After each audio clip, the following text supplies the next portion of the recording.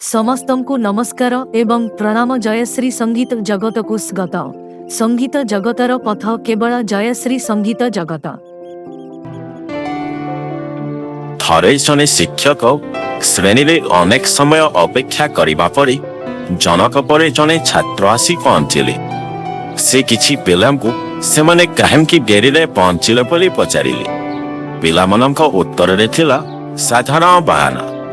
ପ୍ରକୃତ କଥାଟି ହେଲା କୌଣସି ପିଲା ସମୟର ମୂଲ୍ୟ ନେଇ ସଚେତନ ନଥିଲେ। ଟିକିଏ ଡେରି ହେଲା ତ କ'ଣ ହେଇଗଲା, ଏ ଭାବନା ସେମାନଙ୍କ ମନ ଭିତରେ ଥିଲା। ତେଣୁ ଶିକ୍ଷକ ଜଣକ ସେମାନଙ୍କୁ ସମୟର ମୂଲ୍ୟ ବିଷୟରେ ବୁଝେଇବାକୁ ଗୋଟିଏ କଥାଟିଏ କହିଲେ। ପିଲାମାନେ, ତୁମେ ଯଦି ଗୋଟିଏ ବର୍ଷ ସମୟର ମୂଲ୍ୟ କେତେ ଜାଣିବାକୁ ଚାହୁଁଛ, ତେବେ ପଚାର ଶ୍ରେଣୀରେ ବର୍ଷେ ଫେଲ୍ ହେଇ ରହିଯାଇଥିବା ପିଲାକୁ।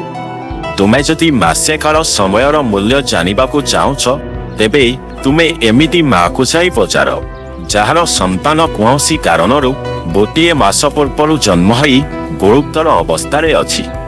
ତୁମେ ଯଦି ଗୋଟିଏ ସପ୍ତାହର ମୂଲ୍ୟ କେତେ ଜାଣିବାକୁ ଚାହୁଁଛ, ତେବେ ପଚାର ଜଣେ ସାପ୍ତାହିକୀର ସମ୍ପାଦକଙ୍କୁ। ତୁମେମାନେ ଯଦି ଗୋଟିଏ ଘଣ୍ଟାର ମୂଲ୍ୟ କେତେ ଜାଣିବାକୁ ଚାହୁଁଛ, ତେବେ ପଚାର ପରସ୍ପରକୁ ଅପେକ୍ଷା କରିଥିବା ପ୍ରେମୀ ଯୁଗଳଙ୍କୁ। ତୁମେ ଯଦି ଗୋଟିଏ ମିନିଟ୍ର ମୂଲ୍ୟ କେତେ ଜାଣିବାକୁ ଚାହୁଁଛ, ତେବେ ଷ୍ଟେସନରେ ଗୋଟିଏ ମିନିଟ୍ ପାଇଁ ଟ୍ରେନ୍ ଫେଲ୍ ହୋଇଯାଇଥିବା କୌଣସି ଯାତ୍ରୀକୁ ପଚାର।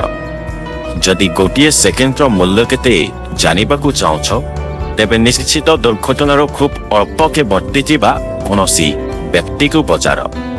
ତୁମେ ଯଦି ଏକ ସେକେଣ୍ଡର ଭଗ୍ନାଂଶର ମୂଲ୍ୟ କେତେ ଜାଣିବାକୁ ଚାହୁଁଛ, ତେବେ ଗୋଟିଏ ସେକେଣ୍ଡରୁ କମ୍ ସମୟ ସକାଶେ ଦ୍ୱିତୀୟ ହୋଇ ରୌପ୍ୟ ପଦକ ଜିତିଥିବା କୌଣସି ଧାବକକୁ ପଚାର। ତେବେ ଯାଇ ବୁଝିପାରିବ ଯେ ସମୟର ମୂଲ୍ୟ କେତେ। ଏଣୁ ସମୟକୁ ସଠିକ୍ ବିନିଯୋଗ କରୁଥିବା ବ୍ୟକ୍ତି ହିଁ ଜୀବନରେ କେବେ ବି ହାରେ ନାହିଁ। ଗୋଟିଏ ମୂଲ୍ୟବାନ କଥା ମନେ ରଖ, ଆମେ ସବୁବେଳେ କହୁ ଯେ ଆମେ ଟାଇମ୍ ପାସ୍ କରୁଛେ, କିନ୍ତୁ ପ୍ରକୃତରେ ଆମେ ଟାଇମ୍କୁ ପାସ୍ କରୁନି, ବରଂ ଆମକୁ ଟାଇମ୍ ପାସ୍ କରି ଚାଲି ଯାଉଛି। ଏଣୁ ସମୟକୁ ସଠିକ୍ ବିନିଯୋଗ କରିବା ଶିଖ। ଦେଖିବା ପାଇଁ ଧନ୍ୟବାଦ। ଦୟାକରି ଜୟଶ୍ରୀ ମ୍ୟୁଜିକ୍ ରେଡିଓକୁ ସବସ୍କ୍ରାଇବ କରନ୍ତୁ ଏବଂ ଏହିଭଳି ଅଧିକ ବିଷୟବସ୍ତୁ ଦେଖିବା ପାଇଁ ନୋଟିଫିକେସନ୍ ଘଣ୍ଟି ଦବାନ୍ତୁ।